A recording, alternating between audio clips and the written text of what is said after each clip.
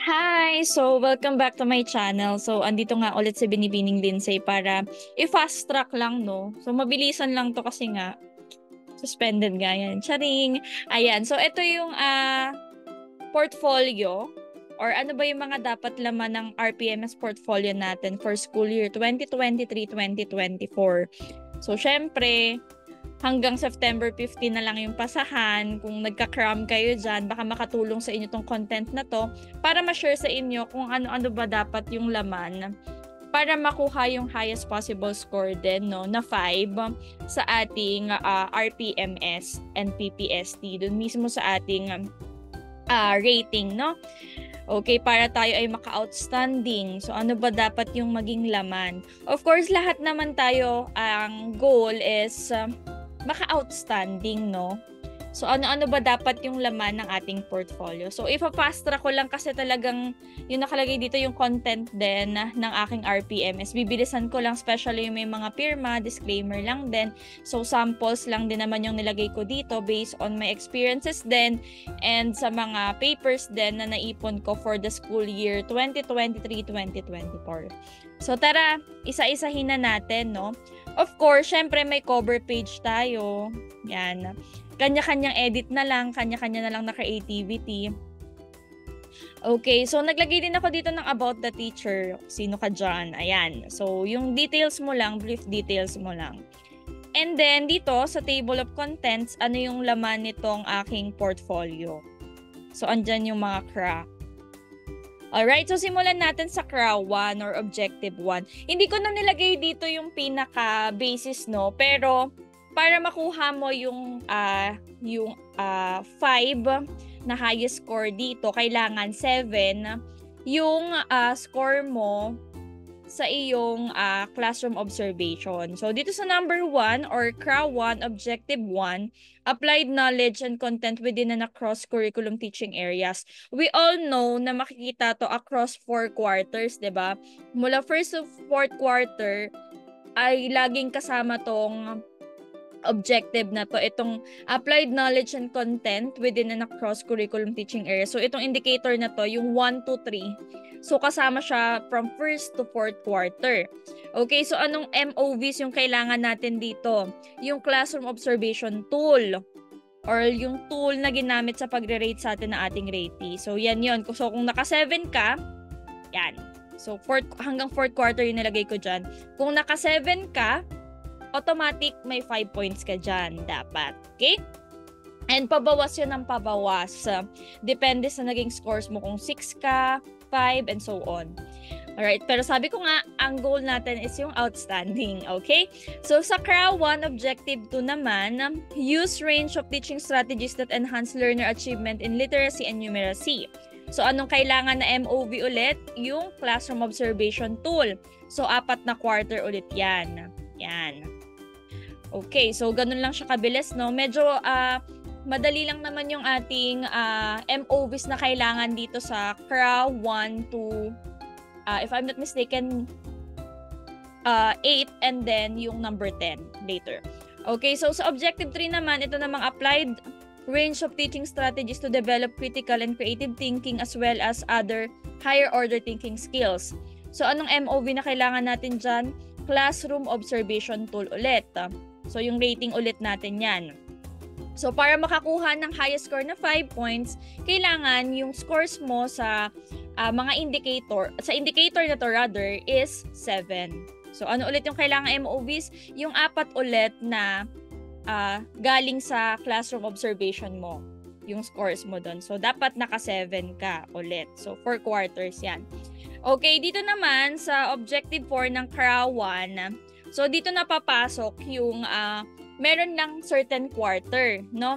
Halimbawa, itong displayed proficient use of mother tongue, Filipino, and English to facilitate teaching and learning. So, makikita lang ito sa 1st quarter and 3rd quarter. So, ang MOV mo dito is yung classroom observation tool mo ng 1st quarter and 3rd quarter. Ngayon, para makakuha ka ng 5 points, of course, kailangan 7 yung naging performance mo or score mo dun sa indicator na ito.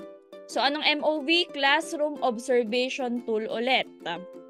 Yan, yung first and third quarter. Next naman tayo, Objective 5 or yung tatawag natin Indicator 5 natin, no? Establish safe and secure learning environments to enhance learning through the consistent implementation of policies, guidelines, and procedure. So ano ang kailangan nating MOVs ulit dyan? Yung classroom observation tool natin sa first and third quarter din po. Okay, para makuha yung 5 points, kailangan 7 yung score mo dun sa observation na ito or sa indicator na ito. Okay, first and third. Okay, next naman natin is yung objective 6 or yung indicator 6 natin na maintain learning environments that promote fairness, respect, care to encourage learning. So dito naman, anong MOVs ulit ang kailangan natin? Classroom observation tool ulit ng first quarter and third quarter pa rin. So, dito ay kailangan para makuha yung 5, 7 ulit ang rating mo dito sa indicator na to. So, ang kailangan nating MOVs dito is from first and third quarter. First and third quarter lang. Okay, so dako tayo sa objective 7. Establish learner-centered curriculum by using teaching strategies that respond to their linguistic, cultural, socio-economic, and religious background. So, ito yung indicator 7 natin. Anong kailangang MOV? Classroom observation tool ulit. Para makakuha ng 5 points, kailangan 7 ulit ang score mo dito sa indicator na to. So, this is for second quarter and fourth quarter ang dapat na MOVs mo na CO tool. Okay? Yan, second and fourth quarter. So, para naman dito sa indicator number 8 natin na kung ang susundin natin yung sa RPM is objective 8. Ito, no? Adapted and use culturally appropriate teaching strategies to address the needs of the learners from indigenous group. So, anong kailangan natin dito? Classroom observation tool pa rin. So, anong quarter dapat? Second quarter and fourth quarter ang magiging MOVs dito. Para makuha ang 5, kailangan 7 pa rin ang score sa indicator na ito. Okay? Second and fourth quarter yon. Binibilisan ko lang, no, kasi meron akong info rin na nailagay doon. Okay, next naman is sa number 9. Yan. So, ito ay hindi kasama dun sa classroom observation natin. Ito yung tinatawag nating non-observable, no? Ito na yung mga kasama sa paperworks na ginagawa natin for teaching din naman. So, sa objective 9, set achievable and appropriate learning outcomes that are aligned with learning competencies. So, anong kailangan? At least 1 lesson plan o kaya self-learning module or any one of the following. So, sinama ko dito yung pinaka-focus or means of verification tsaka yung performance indicator. Doon kasi sa mga classroom observable indicators, madali lang naman nating matukoy at madali lang natin malaman na makaka-5 tayo basta naka-7 points tayo doon sa ating rating. Pero dito kasi sa non-observable, meron talaga siyang sinusunod talaga na step by step para mas madali nating maunawaan. So, kagaya nga nito, sa objective 9 natin, sa CRA 3, siguro nagkamali lang sila dyan ng kaya CRA 4 nakalagay. Pero CRA 3 yan. So, at least 1. Para maka-outstanding ka, of course, sa quality tsaka efficiency, ano daw yung kailangan? Para maka 5 points or outstanding, set learning outcomes were achievable and appropriate and led to the attainment of the next related competency as shown in the MOB submitted. So, ano yung efficiency niya? All of the learning outcome sets were aligned with the learning competencies as shown in the MOB submitted. So, anong kailangan dito? At least 1 lesson plan daw. Pero kung titingnan natin dito sa outstanding na 5 points, kailangan daw ay yung objective natin or yung ituturo natin dun sa lesson plan na gagamitin natin ay maipapakita mo na yung next related competencies. Ibig sabihin, next related topic. So, kung dinidiscuss mo ngayon ay wika, yan. And then, ang next topic mo ay wika sa lipunan, dapat napapahapyawan mo na rin yung wika sa lipunan sa certain parts ng iyong lesson. Okay? So, yun kasi yung next related competency na tinatawag. So, ano dito yung MOV? Ako ang nilagay ko ditong MOV, dalawa. Dalawang lesson plan. Isang lesson plan tungkol dun sa una kong topic, and then yung pangalawang lesson plan wherein pinakita ko yung competency doon at in-highlight ko na nadamay ko or nabanggit ko na rin yung next na topic. Hindi naman na necessarily na dapat i-discuss mo na yung next topic, no? Mababanggit mo lang siya sa certain part ng lesson plan mo o yung unang lesson plan mo. So, ang nilagay ko ditong sample ito. Ang first topic ko kasi ay wika, no? Kahulugan, kabuluhan ng wika.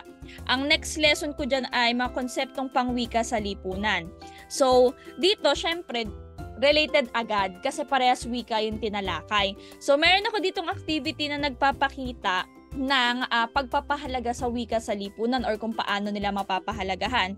So, doon, madidiscuss ko rin siya talaga dito sa mga konseptong pangwika sa lipunan through my activities na every lines count or every wika count. Okay? So, sa pagpapahalaga sa wika. Wherein dito, tinalakay ko sa first lesson yung kahulugan, kabuluhan at kahalagahan ng wika. So, related siya. Pero, syempre, mas maganda na ma-highlight natin kung saang part.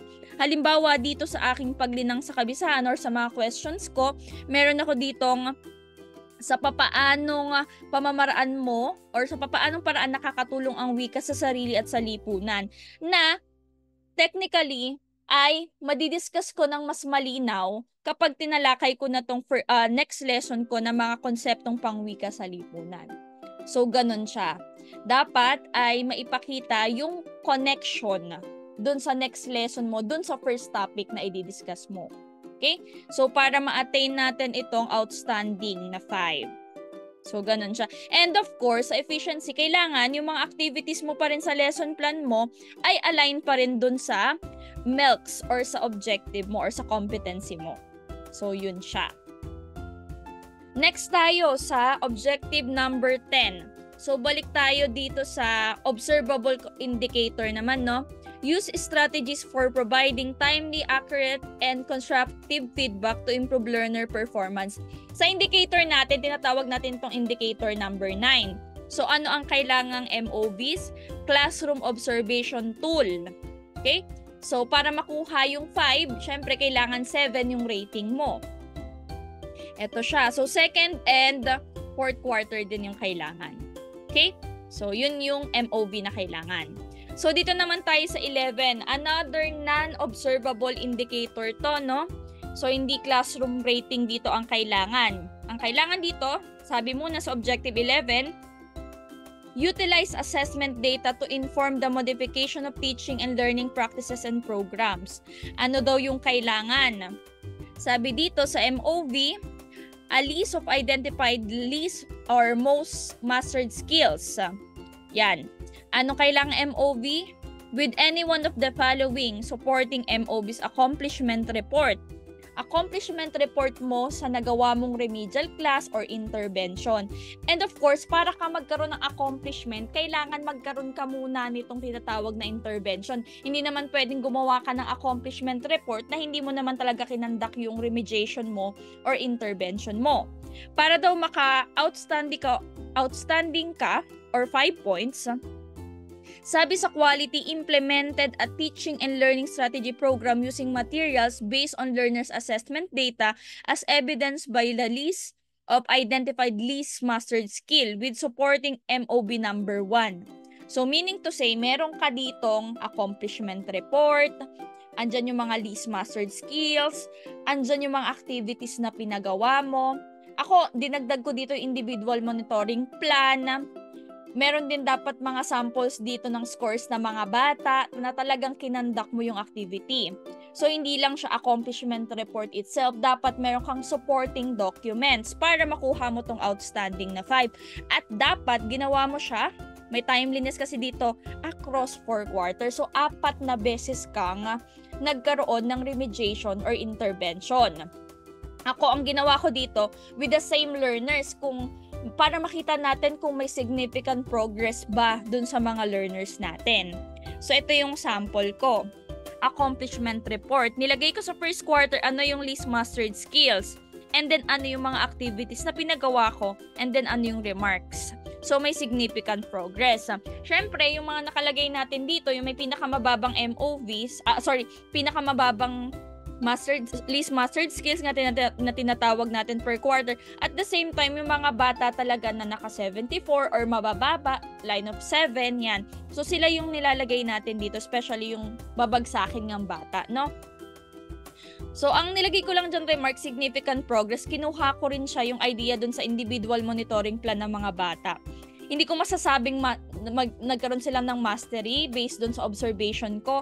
Significant progress lang. Ibig sabihin, may pagbabago naman sa performance ng bata from first to fourth. Okay? Sa akin, may tinutukan lang talaga akong mga learners talaga na hindi talaga agad nakakasabay. So, yan yung pinaka-kailangan talaga accomplishment report. Pero ang ginawa ko, naglagay pa ako dito ng mga attachment. Kagaya ng individual monitoring plan na mga bata. Ano yung mga needs nila, intervention strategies, kailan ko kinandak, and then ano yung status ng learners. And then ito na, from first to fourth quarter to, na nagkaroon ako ng remediation activities. First, second, third, and fourth. Yan. And then, meron din ako ditong MOB na learners output na talagang kinandak. Hindi ko lang siya ipapakita kasi scores yun ng mga bata, no? Yan. So, dapat meron ka ring MOB ng output nila. So, yun yung kailangan, no? Hindi lang basta accomplishment report. Dapat maipakita mo na talagang kinandak mo yun. Yung remediation or intervention na yun. Okay. Para naman sa CRAFT for Objective 12, build relationship with parents, guardians, and wider community to facilitate involvement in educative process. So, ito naman, non-observable indicator din ito. So, ito yung kailangan, any one of the following, para makakuha ka ng 5, sustain engagement through regular communication of learners' needs, progress, achievement to key stakeholders, including parents, guardians, and so on. And then, may timeliness dito across 4 quarters. So, kung ikaw naman ay nagpapa-meeting across 4 quarters, hindi ka mahihirapan dito, no? Proof lang ng participation in any activity highlighting the objectives such as, but not limited to the following. Yan. So, pwedeng ito, receive, monitoring, commitment form, home visitation form, o kaya naman parent-teacher log or proof of other stakeholders meeting. So, pwede na nga dyan yung mga pa-meeting natin every quarter. Any form of communication, yan. So, at least any one of the following lang naman. So, kung ako kadalasan itong number 2 talaga, no? Kasi meron tayong pa-meeting, PTA meeting kada quarter. So, yun yung pwede mong ilagay. Pero dapat maipakita yung across 4 quarters. So, ano yung mga MOVs na kailangan? Andyan yung narrative reports, picture, documentation, attendance, across 4 quarters to, no? Or pictures kasama yung mga parents and learners sa meeting. Okay? Next, sa 30 naman, sa CRAFT 4 naman natin, participated in professional networks to share knowledge and to enhance practice. Medyo nahirapan din ako sa part na to, no? Kasi ang kailangan, ang means of verification natin at para makakuha ka ng outstanding or 5, participated in any professional network activity that requires output and proof of implementation within the school to share knowledge and to enhance practice as evidenced by the submitted MOV. Ano yung MOV na kailangan dito? Certificate of completion, certificate of participation sa course or training, certificate of recognition, any proof of participation in school, LAC session, and others. So, ito yung mga LAC session trainings na ina-attendan natin inside and outside ng school. So, kailangan may maipakita ka. Dapat ito ay across 4 quarters. Ako ang nilagay ko dito, personally kasi meron akong training na inattendan about reading. Yan. So, ito yung nilagay kong MOVs, yung certificate ko ng participation. Wala nga lang recognition. Meron din akong LAC session about reading. Ang focus talaga reading. And yung implementation ng Catch-up Fridays, 'di ba? So, pwede natin siyang gamitin kasi na-implement natin yung mismong inattendan nating reading and then yung LAC session natin about reading and then ito nga Catch-up Fridays na alam naman natin na may focus din about reading. So, across 4 quarters din yung kailangang MOVs dito. Hindi ko lang alam, no, kung okay na to sa ating mga rater. Okay, so, and of course, yung narrative nung FGD and